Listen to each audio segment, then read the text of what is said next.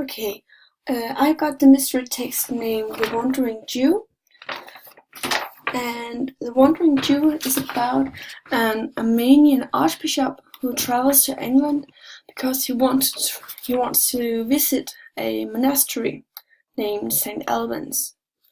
At the monastery, monks ask him whether or not he knows a person named Joseph, because they have heard that Joseph witnessed the crucifixion of Jesus, and they have heard that he is still alive. The Archbishop answers that yes, he does know Joseph, and he confirms that what they have just said about Joseph is correct. He tells them that, or one of his friends tell them that Joseph met Jesus when Jesus was on his way to the place where he would get crucified. Back then, Joseph was not named Joseph, he was actually named Cassiphilus. Very strange name, but okay. And Cassiphilus was also a Jew at the time. So Cassiphilus, he punches Jesus in the back and he tells him to go faster. And Jesus gets, I think, maybe a little bit mad, because he turns around and he looks at Joseph, and then he says that I indeed am going, but thou shalt tarry till I come. And what this meant was that Joseph or Cassiphilus had to live forever on earth until Jesus would return to earth. Therefore, Joseph he gets almost immortal, because every time he has lived for 100 years, he gets really, really sick, and then he recovers. But then he returns to being 30 years old again, because he was 30 years old when Jesus said it to him. And this just continues. He gets 100 years old, he gets sick, then he returns to being 30 years old again. Yeah, and that is pretty much what the story is about. And I think The Wandering Jew is a legend, because legends are typically about gods, and they typically set in historical time. And as you already have heard, The Wandering Jew is about Jesus, who is a god, and The Wandering Jew definitely takes place in historical time, I think. I actually think The Wandering Jew is a very interesting legend, because historically seen, Jews have been pursued and victimized a lot, like they do in, or like here it's only one Jew, but in history, Jews generally have been victimized and pursued a lot.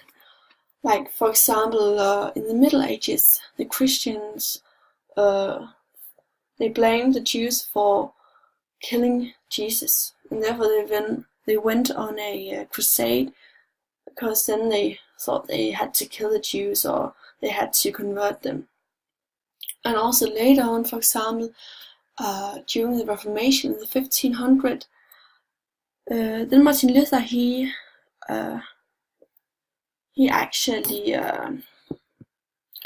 actually recommended the killing of Jews. Martin Luther recommended the Christians that they should kill the Jews, they should burn down their houses and their synagogues, and they should basically just hunt them down, just because the Jews believed in something he thought was not right, because the Jews thought that Jesus was not God's son. So as you can hear, anti-Semitism has existed for a very long time, and it's not. I think many people think that anti-Semitism is something that Hitler created, and that's not correct. So Hitler actually used the prejudices that already existed against the Jews.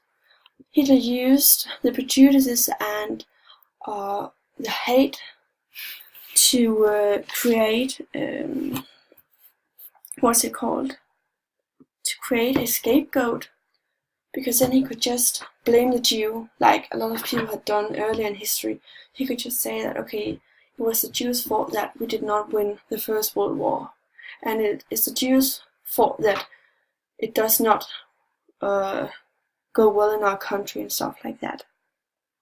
And Hitler also used the Jews to create a fellow enemy for his country, because then every citizen could stand stronger together because they had something to fight against, something that they could fight against in, and it was something that they had in unity. And Hitler also made a propaganda movie based on this exact legend. It was a propaganda movie named Der ewige Jude, and if you translate that to English, it is called The Eternal Jude.